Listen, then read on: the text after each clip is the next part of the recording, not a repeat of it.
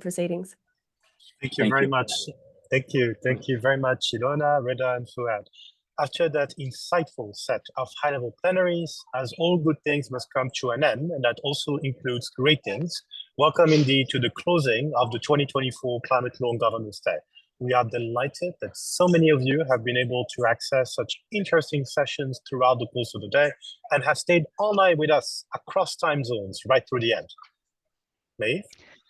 Yes, thank you. We're especially delighted to underline once again that for the first time ever, certificates are available for participants in the day who've joined at least 4 of the sessions of the symposium and who complete a brief evaluation form over a link that all registrants will receive by this Monday. So please do keep an eye out in your emails. As hosts, we're delighted to be able to provide this valuable recognition for participants who joined during the day. We'll now turn back to the chairs of the 2024 Climate Law and Governance Day, Professor Marie-Claire Cordonier Segger and Professor Rashad Ibadov, to lead us in the closing. Professors, the floor is yours. Thank you so much, Advocate Ayman Cherkaoui, Advocate Maeve McDermott, our Masters of Ceremonies, for an incredibly rich and intensive day. I should also thank especially all of those who have stayed with us online or joined as their time zones permit throughout this remarkable set of engaging and extremely inspiring discussions. To help us close this rich and substantive dialogue, it is an honor and a pleasure to welcome several global leaders of climate law and governance community to share their insights and closing thoughts. And we are delighted to introduce them now. Now, Professor Damilola Olawuyi is still on a flight, and I have been also told that another of our colleagues is unable to join. So we will be 3 last closing speakers who are each in their own way leaders in climate law and governance, and especially in sustainable development worldwide. First, I will welcome Advocate Wayne Garnons-Williams, founding president of the International Intertribal Trade and Investment Organization and principal director of Garnons Law Professional Corporation, who is a distinguished global advocate for Indigenous environmental rights. He is on the board of directors of the International Law Association Canadian chapter, the Council of the Great Lakes region, and he also leads Indigenous Sovereign Trade Consultancy. He's a research fellow at the University of Oklahoma, teaches at the University of Waterloo, and is the Canadian Council for Aboriginal Bridges Business 2019 award winner for excellence in Aboriginal relations. Wayne, of course, is also Plains Cree from Treaty 6, Musselman First Nation. Wayne is joined by Advocate Kelly Sporn, who is Special Counsel and International Head of Strategic Delivery, Sustainability, and ESG at DLA Piper, coordinating DLA Piper's international firm sustainability and ESG business strategy. A renowned specialist and thought leader in ESG, she advises several key industry fora related to sustainability, writes for multiple publications on ESG compliance, and specializes in intrinsic drivers for nature-positive strategic change. And finally, we are joined by Advocate Döne Yalçın, who's managing partner at CMS Turkey and partner at CMS Austria, as well as the architect of CMS Global ESG and Sustainability Strategy, and a member of the CMS ESG and Sustainability Steering Committee. A distinguished expert and senior legal leader, she specializes in ESG compliance, advising clients on key challenges such as supply chain management, the carbon border adjustment mechanism, strategy, and ESG reporting. These 3 organizations are core partners in the day. Without them, it wouldn't have been possible. And my co-chair and I, who are here online, would like to especially welcome them and ask them to help us to close this day with a few insights of their own, as well as hopefully good wishes for the 350 odd people who have joined us for the closing, as well as the 3,400 who are going to be watching the videos online over the next few days as their time zones permit. Wayne, the floor is yours. Thank you, Mary Claire. Welcome, everyone. And its closing comments, I have just a core central point.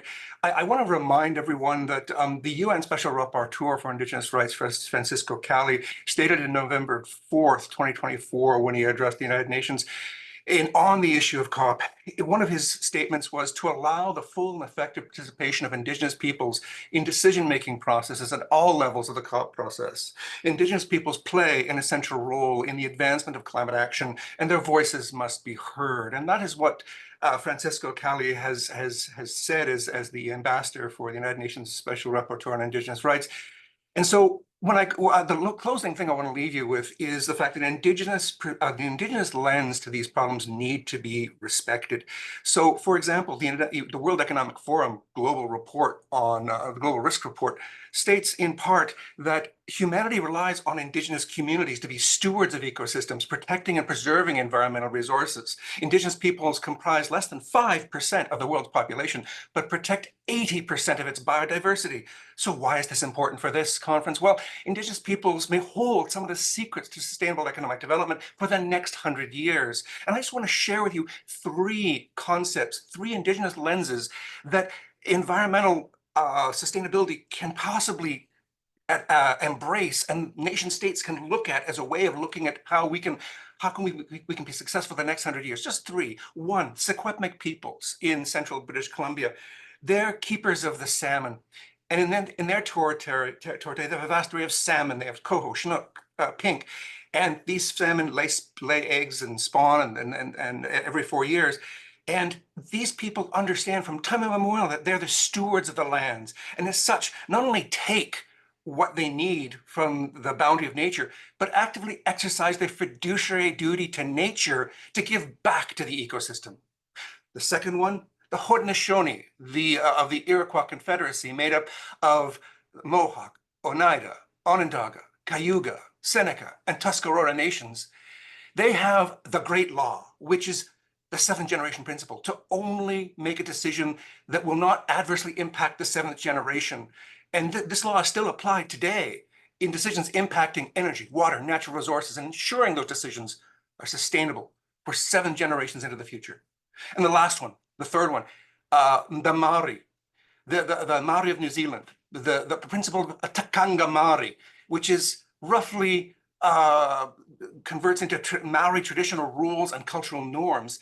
And according to Maori environmental philosophy, the gods and spirits imbue nature and the world and the natural world and inhabit the mountains and rivers and other landscape features, as well as the ancestors. And so they're imbued in the living plants, the rocks, the trees, and because that humans live amongst nature, not on top of it, not to dominate it, but live within it. And that's humans have been given the gift of intelligent capacity and capacity to play a role to protect the ecosystem and to give to the next generation. It's that relationship within nature as being nature as kin. So in closing, Indigenous teachings, laws, and philosophies of being in the relationship with nature, not treating it simply as a resource or a tool, and humans having the responsibility, the fiduciary duty to nature towards giving back to the ecosystem as a measurable value so that provide dividends to long-term sustainability that could be looked at as a means of ensuring future generations' growth and prosperity. So thank you. Thank you very much, Wayne, for both an incredibly exciting and inspiring session earlier today with leaders from all over the world, Indigenous leaders, and the climate change provisions they've been writing into their treaties, and also for your words of wisdom as we close this conference. We have to remember that our concepts of law are still so embryonic and so fragile, and we could have a much richer and much more substantive understanding of law and governance if we listen to all of the legal systems and the diversity of rules and concepts and imperatives that make up this much broader, more interesting world than we ever imagined. I will turn now to Kelly, Advocate Kelly, for a few words of closing. Thank you, everybody. Good morning, good afternoon, and good evening, wherever you are. I would also say that it's quite a hard act to follow Wayne. So I can't promise to be as engaging as him, but I'd like to talk to you a little bit about what the power of law is in terms of generating change in the sustainability transition, particularly in climate. As has been mentioned, I'm doing postgraduate research with Cambridge Institute of Sustainability Leadership at the moment. And one of the first pieces of research I looked at was looking at not what lawyers could do in relation to climate, but what should they do. And I think that imperative case is really important. Voluntary action in this area is incredibly valuable, and without the really important people that have been involved across today and across many of the COPs and in between the COPs, taking the time to make sure that they're putting this front and center of the agenda wherever they can be, we wouldn't be in a position now where we're facing any kind of hope of being able to generate genuine climate action. But the imperative case is really important too. One of the things that we need to be able to do here is to be able to mainstream these concepts so that it's not being seen as something that sits within CSR teams within the private sector, but it's actually seen as a critical part of business strategy. Some of the phrases that have been used previously is that we really need to rewire the economy. The policy, law and regulation in that respect plays a really critical role in that mainstreaming. Paris Agreement was landmark because it set our collective ambitions, but some of the most transformative change we've seen since then has occurred when states have responded to address the Paris challenge domestically, and particularly through regulatory policy. We heard in the last session about the importance of industrial policy, and I think that's actually got a long way to go still. But regulatory policy has got a really important role to play in terms of actually getting businesses to be thinking about this. One of the criticisms that's often laid by advocates of voluntary climate action is that if you've got lawyers, you'll always find a way for people to get around actually having to obey the spirit of the law, maybe just obey the letter of it.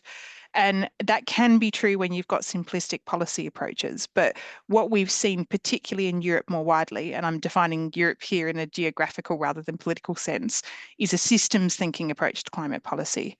They've recognised that the transformation needed to shift the mainstream approach requires an iterative process, and that it also requires multiple levers across economies. That's to ensure that this doesn't become a compliance exercise and that it actually creates a genuine transition of the economy. So just to take one example, back in 2018, the Bank of England raised the prospect of introducing climate financial risk into the supervisory framework. And this was based on the then governor's work in generating the TCFD recommendations. The UK became the first jurisdiction in the world to require its banks and insurers to think about how climate change would impact them from a financial risk perspective and how that would also impact their business strategy. And at the same time, other policymakers in the UK introduced a complementary set of disclosures, which then made sure that the data was available so that they could understand their exposure. One of the other things that Bank of England did that was really important was said, you need to be able to talk to your counterparties about this. So that then meant that anyone that the banks and the insurers were interacting with were potentially going to have questions asked of them about what their role was going to be in climate.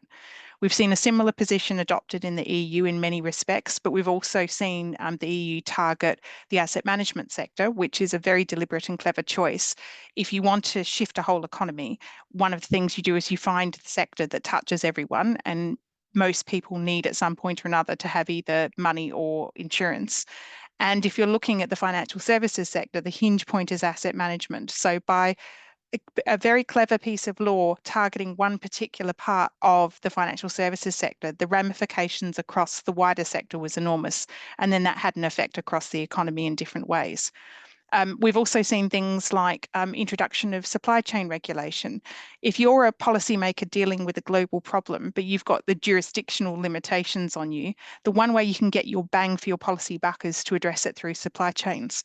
And one thing we've witnessed is that even in jurisdictions that aren't even anywhere near the scope of the regulations, so that they're not going to have to comply with this themselves, they're deciding to make their supply chains more sustainable in anticipation of what their European customers are going to be asking for.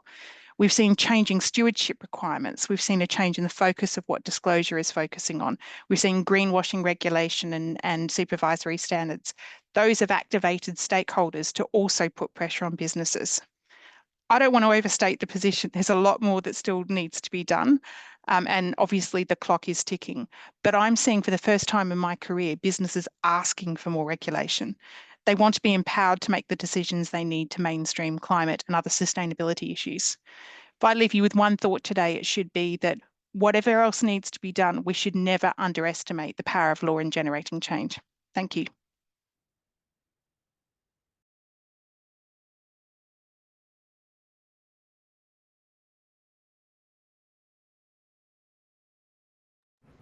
Marie-Claire, you're muted. Of course. Welcome to an online conference. Well, thank you very, very much, Kelly.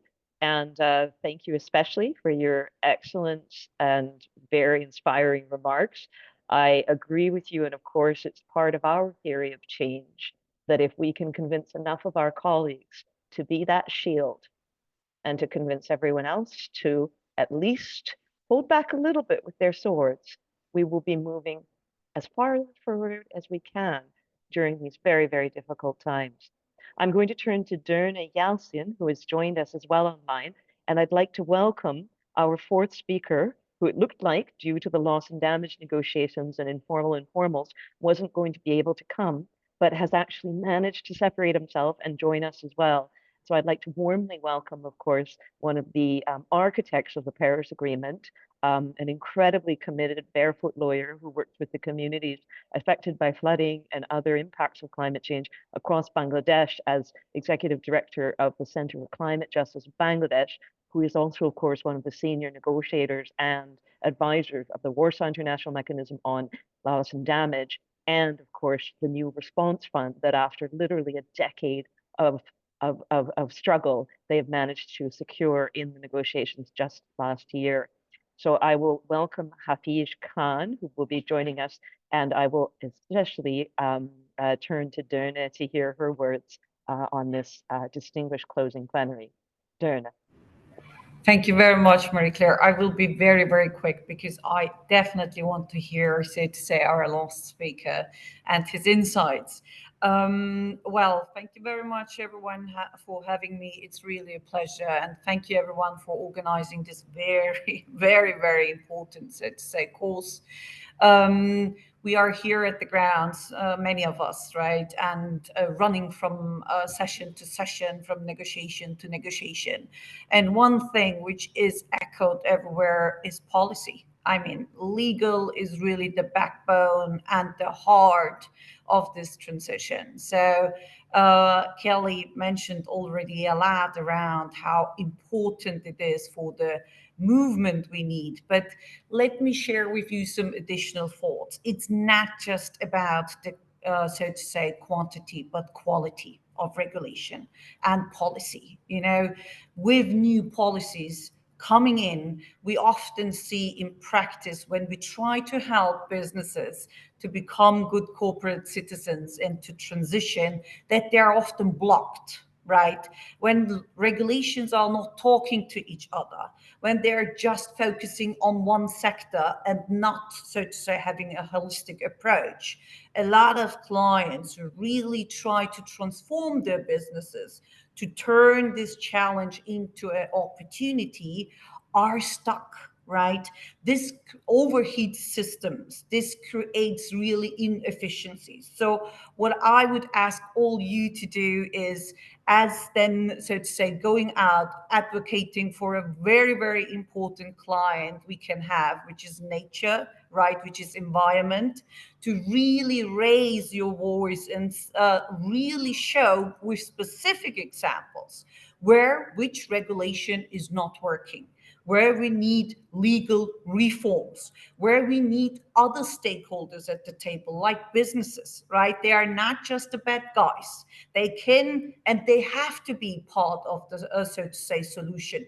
And if we try to understand them better, we will not only talk about risks and mitigating risks and challenges, but about opportunities, right? So turn yourself from being just a pure legal advisor to trusted advisors who can translate between, so to say, the risk, the challenge, and the opportunity, and, so to say, all the positive, so to say, implications this could and should have.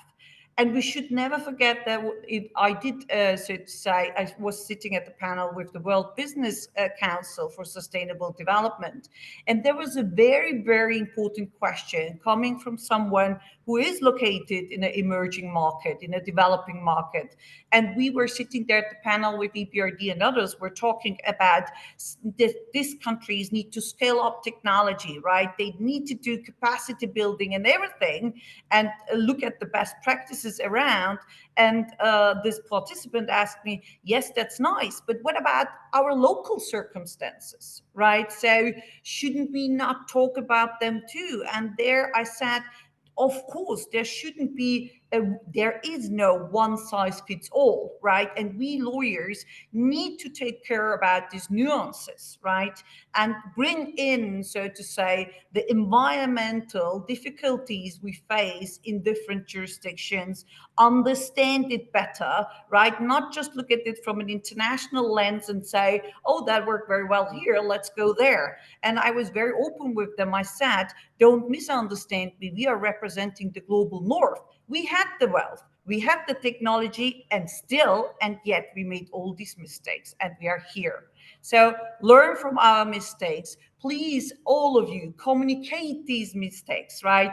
In a very, very honest, brave manner. So that's my ask. And I'm really thankful of being here and having the opportunity to talk to so much great leaders of our future, which hopefully help us from preventing the worst scenario. Thank you.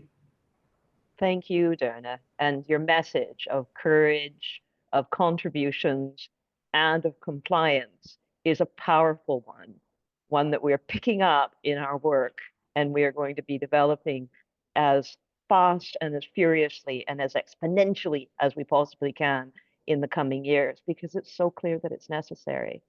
I'm going to turn now to Advocate Hafij Khan for his final words of closing. Thank you, Professor Maria Clara. It's my great privilege to attend the closing plenary.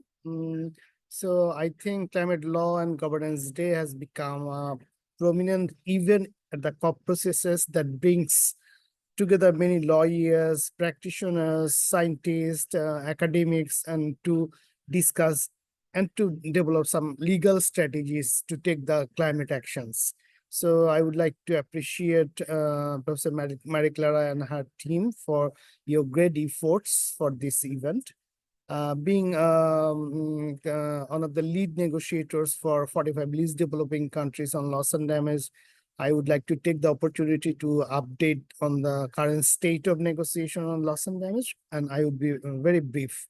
So the agenda for COP29 here for loss and damage is to review the Warsaw International Mechanism. This is the third review, but what are we gonna review? We would like to review the performance of Warsaw International Mechanism, how it is delivering to meet the needs of vulnerable communities and ecosystems. So at this moment, if we look at the global landscape, loss and damage landscape, we do see a solid institutional architecture. We do see Warsaw International Mechanism with two components, that is Executive Committee.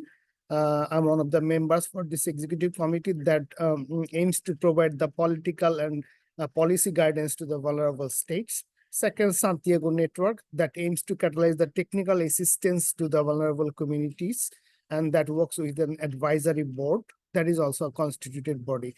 Finally, there is a loss and damage fund that was established back in COP27. Now it is going to be operationalized. Luckily, I'm advising one of the board members from LDC group. Now the Warsaw International Mechanism Loss and Damage Fund is there. Santiago Network is to be operationalized early next year. Loss and Damage Fund to be operationalized early next year. Now, issue is to access how the vulnerable communities and state can access these funds. So we need to prepare ourselves how to access this fund. We need to develop some institutional and legal strategies back home so that we can access the technical assistance from the Warsaw International Mechanism, also from the Loss and Damage Fund. Here, what we are doing in terms of review, we are trying to ensure the coherence, coordination, and synergies among the global landscape so that it can deliver and meet the needs of the vulnerable communities at the ground. So we are working still. I'm coming from the drafting session. Hopefully tomorrow we can draft something to we are working hard. But if we cannot complete the drafting tomorrow, then we will go for next week under the COP agenda item. Thanks all of you to hearing from me. Thanks again, Marie Clara, to giving me this opportunity to say a few words. Thank you. Thank you, Hafij, for the incredibly important work that you are doing and for the work that you are doing in both directions, yes? I mean, you're doing it to help to convince all of us to take seriously loss and damage and what it means for all of your people. And at the same time, you're doing it with the highly climate vulnerable countries who are looking for ways to be able to operationalize these international mechanisms that have been put in place for and by them so that they can actually make the law work for them. And that work that you do is incredibly important and deeply, deeply appreciated. So thank you to our distinguished closing speakers, all representing very important partner institutions that we are looking forward to further deepening our relationships over the coming years. I would like to also thank everyone who is with us, all of the incredible speakers who have joined us all day, and the chairs and hosts of the sessions that have led to such a rich day. Before I share my own concluding remarks, I would especially like to pass the floor to my co-chair, Dean Rashad Ibadov, who has been a partner through the entire process and is here with us to share his final words for today. Professor Rashad, the floor is yours. Thank you, Marie-Claire. Good evening, good afternoon for everyone. I'll try to be very short and precise. So as we come to the end of this conference, I would like to express my sincere appreciation to all the participants, speakers, partners who have contributed to our conference today. Indeed, your dedication, insights, and collaborative work and spirit is what makes this a wonderful conference. I especially would like to thank my co-chair, Professor Marie-Claire, and her team especially for this fascinating conference. They did absolutely a fantastic job. I would also like to thank my colleagues from ADA University School of Law who have been working very hard both for this conference and the legal course, which is going to happen at ADA University in person on 17th of November. And most importantly, I would like to thank to students and young volunteers who have been participating in this conference. They are indeed guarantors of our future and sustainable world. Well, we have heard that the world has been facing environmental challenges and crises, putting peace and our sustainable development in risk. And in this regard, we have also learned that change and I would say constitutive action is needed more than ever. The challenges we face perhaps are too complex and maybe our fates are too intertwined in that context. And I would find courage to say that in that context, we have a choice. Either we can work together in common cause and build a more prosperous and more sustainable future, or we can just go, if I may say so, go down together.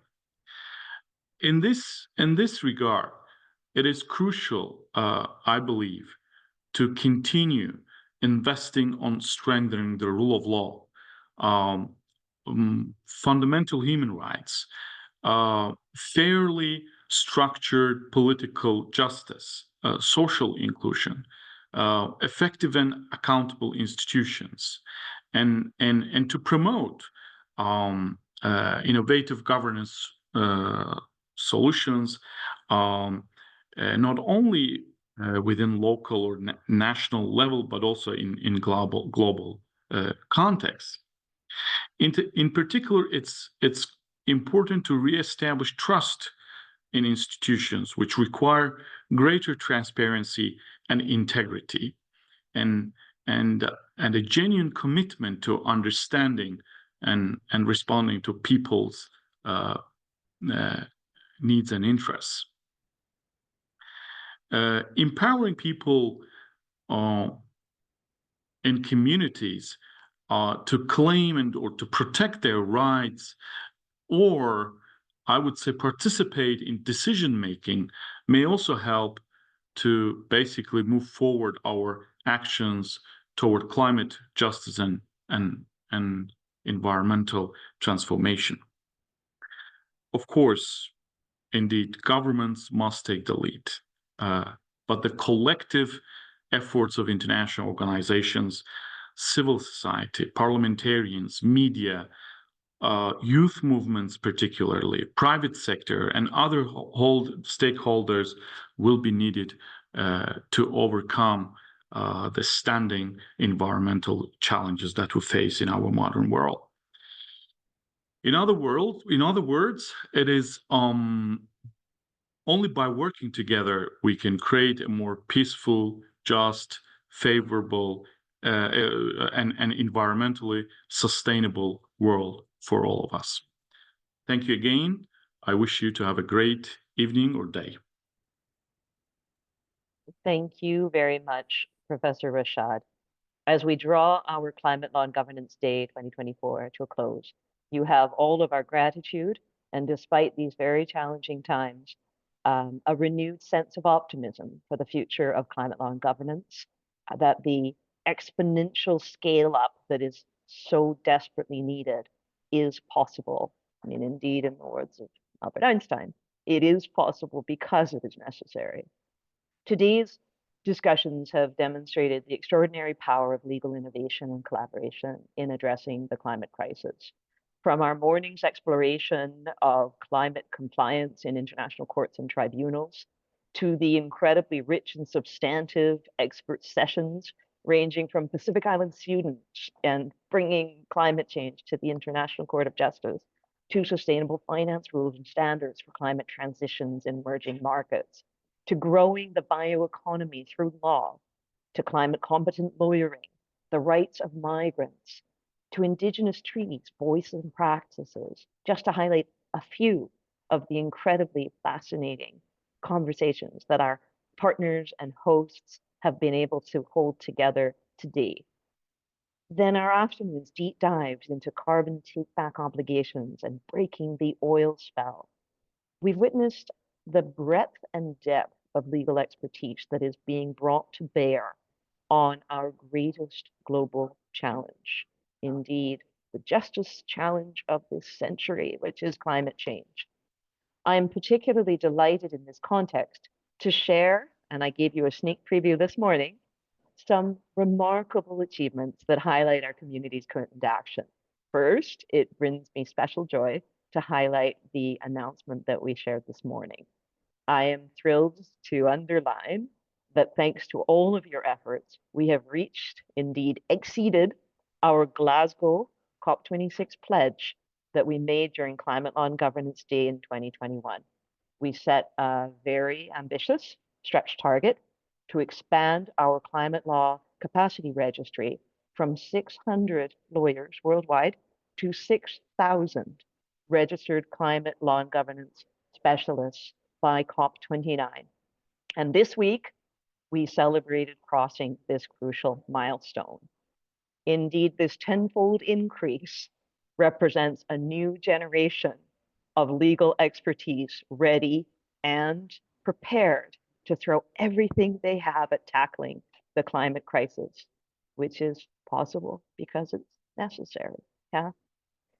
In the spirit of expanding access to climate law and governance expertise, I am also very, very honored to announce that through our Democratizing Education for Global Sustainability and Justice program, under my chair in Lucy Cavendish College at the University of Cambridge, and based on the success of a pilot partnership with the government of Sierra Leone last year, we will be providing 150 more bursaries for online courses in sustainable development and the law.